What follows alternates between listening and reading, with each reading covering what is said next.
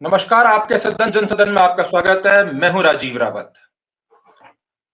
टिहरी जनपद में इस समय सबसे हॉट इश्यू है प्रस्तावित मेडिकल कॉलेज। प्रस्तावित मेडिकल कॉलेज इसलिए क्योंकि इस पर पूर्व में मुख्यमंत्रियों की घोषणा है।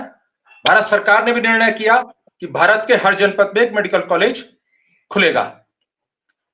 और इसके बाद पिछले लगातार 3-4 साल से स्थानीय विधायक के नेतृत्व में भूमि चयन को लेकर जगह जगह बैठकें, भूमि चयन की प्रक्रिया, उसमें टीएसडीसी का इन्वॉल्वमेंट, वित्तीय सहायता का आश्वासन आदि के समाचार पत्रों में, सोशल मीडिया में, अन्य माध्यमों में इस बाबत बैठक करना राजधानी में और संबंधित अधिकारियों समेत जिलाधिकारी टिहरी को निर्देशित करना कि नरेंद्रनगर विधानसभा, जो कि पौड़ी लोकसभा का हिस्सा है, उसके एक क्षेत्र में भूमि चयन की प्रक्रिया को आगे बढ़कर उसका प्रस्ताव शासन को भेजने के निर्देश दिए गए, जिसके बाद पूरा उबाल आ गया। इस पर एक बड़े आंदोलन की सुबगाहट मिल रही है और इसी आंदोलन में को एक तरह से लीड कर रहे हैं कुलदीप सिंह पंवार, जो कि नगर कांग्रेस के अध्यक्ष है नई टिहरी में। इससे पूर्व में प्रदेश सचिव रहे हैं कांग्रेस के उत्तराखंड में और साथ ही जेएस ब्लॉक प्रमुख रहे हैं। आपका स्वागत है पवार जी। नमस्कार राजीव भाई, आपका बहुत बहुत धन्यवाद। लोग कह रहे हैं कि जनपद टिहरी को ही तो मेडिकल कॉलेज मिल रहा है, मुख्यालय से 20-25 किलोमीटर यदि दूर है भी तो मिला तो टिहरी को ही, विरोध काहे का? राजीव भाई, हमारा विरोध नरेंद्रनगर में मेडिकल कॉलेज बनाने का नहीं है। हमारा विरोध है कि टिहरी के साथ हमेशा क्यों उपेक्षा की जाती है। मुख्यमंत्री की 2-2 बार की घोषणाएं, और आप देखेंगे कि पहले भी 2012 से लेके जब आदरणीय सोनिया गांधी जी टिहरी बराड़ी स्टेडियम में आई थी, तब टिहरी सोनिया गांधी जी ने घोषणा की थी कि टिहरी के विधायक को जिताइए और हम यहाँ पे मेडिकल कॉलेज देंगे। से 2014 में कांग्रेस की गवर्नमेंट नहीं आ पाई और यहाँ पर मेडिकल कॉलेज की जो स्थापना हुई थी वो नहीं हो पाई और लगातार यहाँ निर्दलीय व्यक्ति जीता और उस व्यक्ति ने टिहरी को कभी भी टिहरी की तरफ ध्यान नहीं दिया और टिहरी में की उपेक्षा होती रही। और उसके बाद अभी जो वर्तमान जो विधायक हैं, उन्होंने एक सुबुका छोड़ा पिछले 4-5 सालों से कि इंडिया में मेडिकल कॉलेज बनाया जा रहा है। वहां के जनप्रतिनिधियों को इकट्ठा किया, वहां के ग्रामीणों को इकट्ठा किया, टीएडीसी से कहा कि आप जमीन दीजिए। टीएडीसी ने जमीन भी दी। टीएडीसी ने कहा कि बिल्डिंग बनाने का खर्चा भी आप देंगे। टीएडीसी ने बिल्डिंग बनाने का खर्चा भी देने का वादा किया और वहां के आसपास के लोगों को ठगा सा महसूस हो रहा है कि अब आप देखेंगे बड़े बड़े अखबारों में, प्रिंट मीडिया में छप रहा है कि टिहरी से मेडिकल कॉलेज छीना गया। तो एक प्रकार से ये हमारे मुंह पर एक तमाचा है कि टिहरी से मेडिकल कॉलेज छीना गया।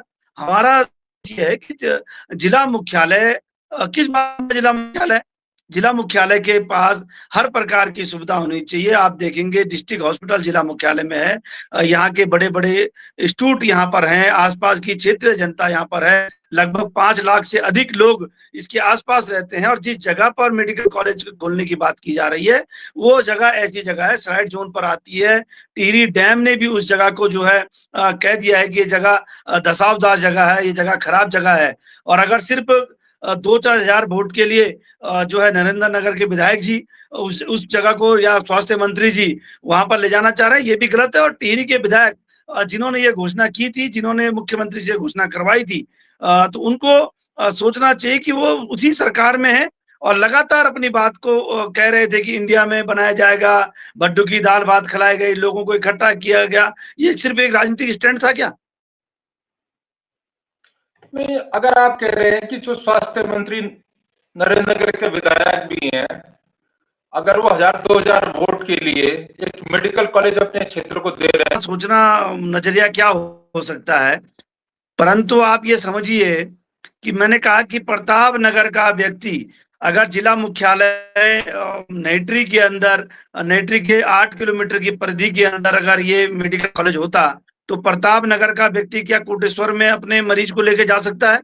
क्या घनसाली का व्यक्ति जो है कोटेश्वर में अपने नेत्री को मुख्यालय, जिला मुख्यालय बनाया, कहीं ना कहीं ये सोचकर बनाया गया था कि यहाँ पर ये सेंट्रल प्लेस है आपका धनोल्टी विधानसभा का, सेंट्रल प्लेस है आपका प्रतापनगर विधानसभा का, सेंट्रल प्लेस है आपका घनसाली विधानसभा का, सेंट्रल प्लेस आपका हर ब्लॉक से, आप 9 ब्लॉक इस टिहरी जिले के अंदर आते हैं। आप देखिए कि अगर गजा के लोगों को भी शॉट आना है तो उनके लिए नेटरी शॉट पड़ता है। कोटेश्वर जो पिलकी जो जगह बताई गई है वो जगह उनके लिए बहुत दूर पड़ती है। और जहां तक आपने कहा कि वोटों की राजनीति करने की बात की गई है, निश्चित तौर से मैं मानता हूं ये राजनीति की भेंट ये मेडिकल कॉलेज चढ़ गया है। और अब इसमें ये लग रहा है कि एक आदमी चाह रहा है इधर खींचे, एक आदमी चाह रहा है उधर खींचे, और एक खींचतान में ये मेडिकल कॉलेज कहीं ना कहीं खींचतान की और राजनीतिक भेंट चढ़ रहा है।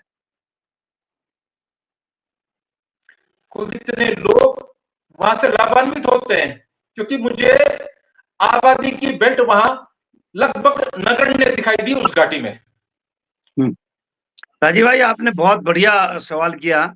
कहीं पे भी मेडिकल कॉलेज बनने के लिए उसके आसपास का वातावरण उस लायक होना चाहिए।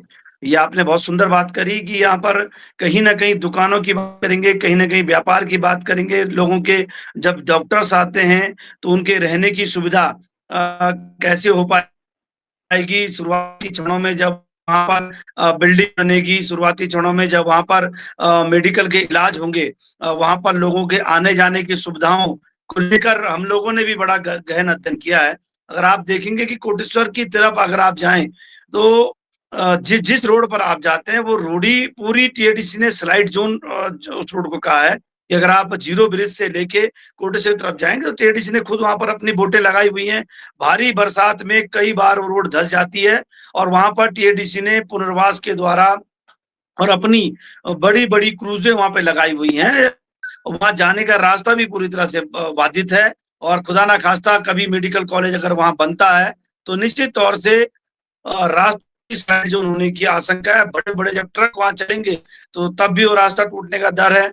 दूसरा, कोई मरीज अपने मरीज को लेके जाता है तो उसके खाने पीने रहने इत्यादि की सुविधा के लिए भी देखना चाहिए। वहां पर आप गिने चुने अगर आप देखेंगे तो 5 से 7 दुकानें वहां पर हैं। और जब कभी आपने कहा कि जब कोई व्यक्ति गुजर जाता है तो उसको सौदा करने के लिए वहां जब कभी लेके जाते हैं तो वहां खाने की सुविधा नहीं मिल पाती लोगों को। तो ऐसे में मेडिकल कॉलेज की कल्पना करना ये एक ऐसा लगता है कि जैसे कि एक टिहरी के लोगों के साथ, टिहरी गढ़वाल के लोगों के साथ ये 3-3, 4-4 विधानसभाओं के साथ एक उपेक्षा है, ये एक जिद है, ये एक गलत प्रकार का निर्णय है। और मैं कहूँ चलो ठीक है, माननीय स्वास्थ्य मंत्री जी को या चिकित्सा मंत्री जी को वहां बनाना भी है तो ठीक है, वहां भी बना दीजिए। परंतु नई टिहरी जिला मुख्यालय जहां पर सरसब्ज सुविधाएं हैं, जहां पर बड़े बड़े 2-3 बाजार बड़े हैं, जहां पर लगभग 200 से अधिक होटल्स हैं लोगों के रहने के लिए, जहां पर आप देखेंगे पीआईसी और जीजीआईसी इनकी जो डाइट की जो बिल्डिंग है, लगभग 200 से अधिक जो कमरे यहाँ पर स्थापित हैं। आज ही अगर मेडिकल कॉलेज यहाँ पे टिहरी में स्थापित किया जाता है तो निश्चित तौर से 200 से अधिक कमरे यहाँ के स्थानीय लोगों को मिलेंगे और यहाँ पर मेडिकल कॉलेज आज से ही प्रारंभ किया जा सकता है। कुलदीप भाई, अगर आप आरंभ की बात कर रहे हैं, आपने टिहरी जनसभा में एक घोषणा की थी कि वोट दो, हमारे प्रत्याशियों को जिताओ और हम आपको मेडिकल कॉलेज देंगे। में जब सोनिया गांधी आई थी तो जिनके लिए वोट मांगा था, जो आज टिहरी के बीच तौर से आप सही कह रहे हैं कि सोनिया गांधी जी ने तब अपनी घोषणा भी की थी कि अगर आप इनको जिताते हैं तो हम लोग करेंगे। परंतु मुझे लगता है कि जो टिहरी के किया था, अगर मैं गलत नहीं कह रहा हूं तो हाँ, निश्चित तौर से आप सही कह रहे हैं कि सोनिया गांधी जी ने तब अपनी घोषणा भी की थी कि अगर आप इनको जिताते हैं तो हम लोग करेंगे। परंतु मुझे लगता है कि जो टिहरी के वर्तमान विधायक हैं, वास्तव में इन्होंने कांग्रेस पर छुरा घोंपने का काम किया, कांग्रेस की पीठ पर छुरा घोंपने का काम किया। इन्होंने हरीश रावत जी के ऊपर भी जो है कुठाराघात किया। जब प्रदेश अध्यक्ष रहे तब भी लड़ते रहे और उसके बाद जब जिस समय कांग्रेस ने इनको मौका दिया था तब भी ये लड़ते रहे। और उसके बाद जब ये लोग बीजेपी में चले गए दोनों लोग, और तब ये कांग्रेस में कहा जाते थे कि कांग्रेस के बब्बर शेर हैं, जहां पर सुबोध उनियाल जी खड़े हो जाते हैं तो पूरी तरह से जो है सब लोगों को झुकना पड़ता है।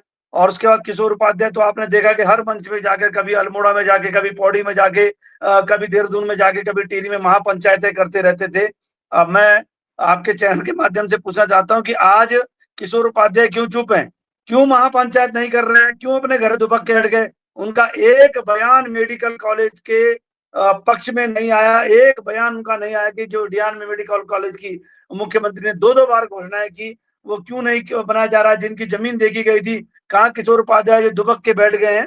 और आज किशोर उपाध्याय जी को तो स्वयं आना चाहिए, अपनी सरकार के खिलाफ धरना देना चाहिए, उनको अपनी सरकार के खिलाफ जो इस्तीफा देना चाहिए, विधानसभा में इस्तीफा देना चाहिए। आने वाले सत्र में अपनी आवाज को बुलंद करने के लिए उनको जो है अपने पद से इस्तीफा देना चाहिए। मेरा ये कहना है, किशोर उपाध्याय जी दोगली राजनीति न करें, सिर्फ ये ना चाहें कि टिहरी के लोग अब धरना देंगे, टिहरी के लोग अब भूखहड़ताल में बैठेंगे और किशोर उपाध्याय जी वोट की राजनीति करेंगे। अब ये चलने वाला नहीं, जनता ने सब देख लिया है और जनता सब समझ रही है।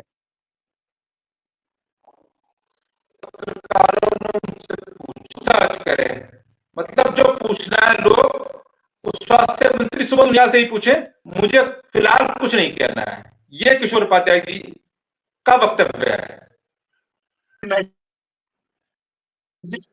जनता के बीच में एक मैसेज दे रहे हैं कि आप स्वास्थ्य मंत्री और चिकित्सा मंत्री से बात की जाए, स्वास्थ्य मंत्री और चिकित्सा मंत्री से बात की जाए। मुझे लगता है किशोर उपाध्याय जी का बिल्कुल कथन गलत है। किशोर उपाध्याय जी ने जनता के साथ छलावा किया है और उन्होंने सिर्फ एक सुबह का फेंका। किशोर उपाध्याय जी दिखाएं कि उन्होंने इंडिया में जो मेडिकल कॉलेज की घोषणा मुख्यमंत्री जी ने कराई थी, उन कागजों में कितना लिखित जो है की गई, कितनी झाड़ियां वहां पे काटी गई, वो प्रस्ताव कहां तक पहुंचा, किस सचिव तक पहुंचा और किस डायरेक्टर तक उस पहुंचा, और मुख्यमंत्री जी ने उस घोषणा को कहां तक पहुंचा, केंद्र सरकार ने उस पर कितना अमल किया, इन सब कागजों को दिखाया कि उन्होंने कहां तक इसमें किया। और ये सब झूठी बातें और जनता को लड़ाना और जनता से सिर्फ सवाल करना, ये किशोर उपाध्याय जी की पुरानी आदत है। वो हमेशा जनता से सवाल करते हैं, जनता से ही पूछते हैं कि अगर जो है मुझे क्या करना चाहिए। हम तो ये पूछते हैं कि किशोर उपाध्याय जी ये बताएं कि आपने मेडिकल प्रचार किए, कितने लेटर लिखे, 1-2 लेटर के अलावा किशोर उपाध्याय जी दिखाएं। क्योंकि किसी भी काम को करने के लिए मैं उनके व्यक्तित्व को बहुत अच्छी तरह जानता हूं। किसी भी काम को करने के लिए मेहनत करनी पड़ती है, कागजों के पीछे भागना पड़ता है। किशोर उपाध्याय जी मेरे हिसाब से ऐसे नेता हैं जो कभी किसी कागज के पीछे नहीं भागते हैं, कभी बहुत ही आलसी टाइप के व्यक्ति हैं और वो कभी काम करने पे विश्वास नहीं करते हैं। जी राजीव भाई, कि लोगों से बात करें और फेसबुक में और अखबारों में आ जाएगी, ये तो किया ही है उन्होंने। ये तो मेहनत मानते होंगे ना उनकी, कि 4-5 जगह के लोगों को लगा कि हमारे गांव में खुल रहा है मेडिकल कॉलेज इन 4 सालों में। हाँ हाँ, ये निश्चित तौर से वोटों की राजनीति और फेसबुक और व्हाट्सएप की राजनीति है। लगातार किशोर उपाध्याय जी जैसे हिमालय बचाओ की टोपी आपने देखा होगा, सर में पहने घूमते फिरते हैं कि हिमालय बचाओ। और मुझे मुझे कहने में कोई अफसोस नहीं कि हिमालय बचाओ की बात को करते करते किशोर उपाध्याय जी जो है अब मेडिकल कॉलेज खुलवाने की बात करने लग गए। हिमालय के नाम पर किशोर उपाध्याय जी एक दिन बताएं उन्होंने कौन सी गंगोत्री, यमुनोत्री, गौमुख की यात्रा करी? एक दिन बताएं गौमुख में कब चढ़े, कब ये हिमालय के शिखरों पर चढ़े? कौन से हिमालय के पर्वत को इन्होंने देखा कि हिमालय बह रहा है?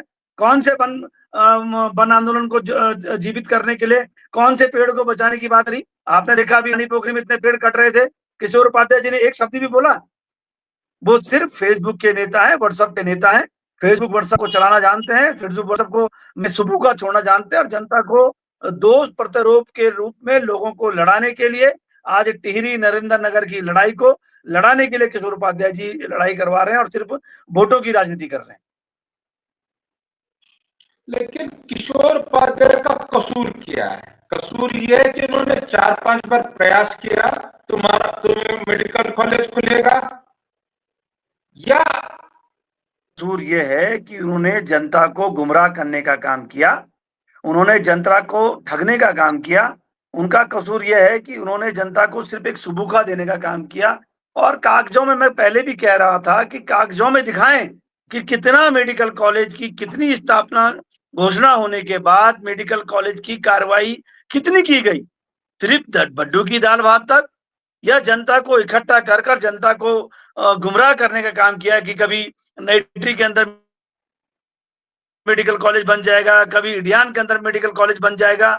ये उनका कसूर है। जनता क्यों उन्होंने सचिवालय में कागजों को आगे नहीं बढ़ाया गया, क्यों उन्होंने केंद्र सरकार को जाकर एक बार चिट्ठी लिख दी खट्टर जी को, चिट्ठी लिखने भर से क्या काम हो जाता है?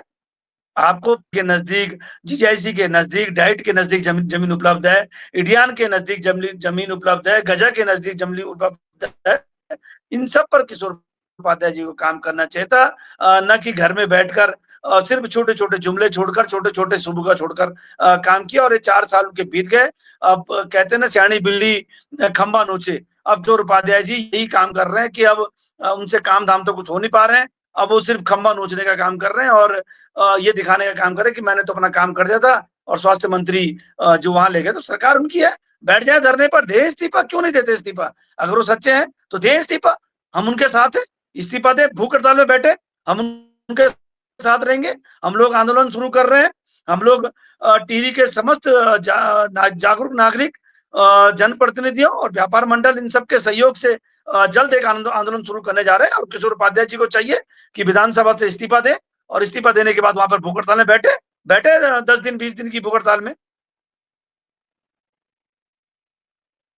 लेकिन मैं आपसे एक अंतिम सवाल, एक पॉलिटिकल प्रश्न पूछ रहा हूं। आपने बहुत सारी, जिस तरह पूर्व में हुआ है, ये माना जा रहा है कि यदि बहुत हद तक चांसेस है पूर्व मंत्री दिनेश जनाई को ले जाने के बाद बीजेपी में लगभग है, और उपाध्याय जी को यदि टिकट नहीं मिला तो फिर वो कांग्रेस का टिकट लाकर आपकी पान से लड़ेंगे।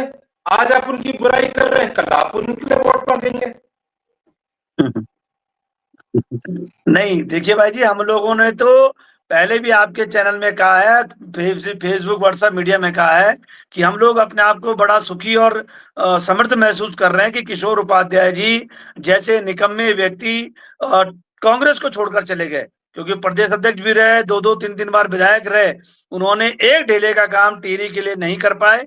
उनके पास कोई बड़ा काम ऐसा नहीं है कि वो बताएं कि उन्होंने इस काम को किया। हाँ, दूसरे के काम का श्रेय लेने की राजनीति हमेशा किशोर उपाध्याय जी टिहरी में करते आए हैं, और इस बार भी वो इसी प्रकार का काम करने जा रहे थे।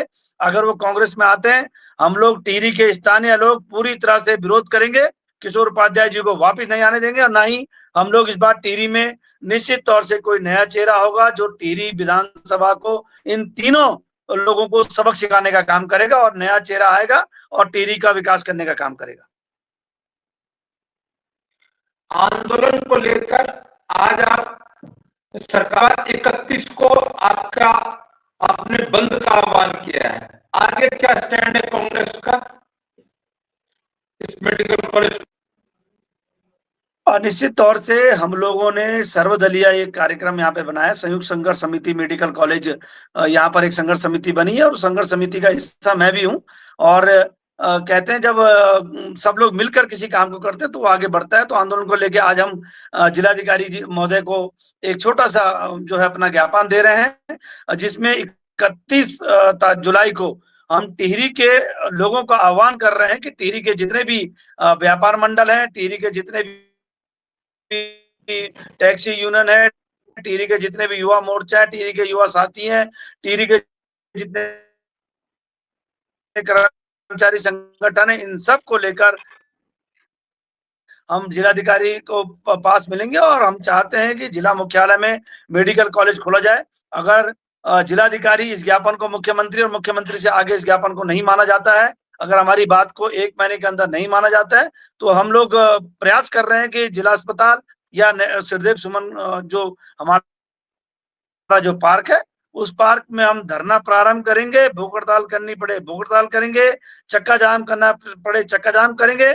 और स्थानीय विधायक अगर हमारे साथ खड़े नहीं होते हैं तो उनके घर को भी हम पूरी तरह से, जो उनके घर के आगे गेट के आगे बैठ जाएंगे, उनको भी घर से बाहर नहीं निकलने देंगे।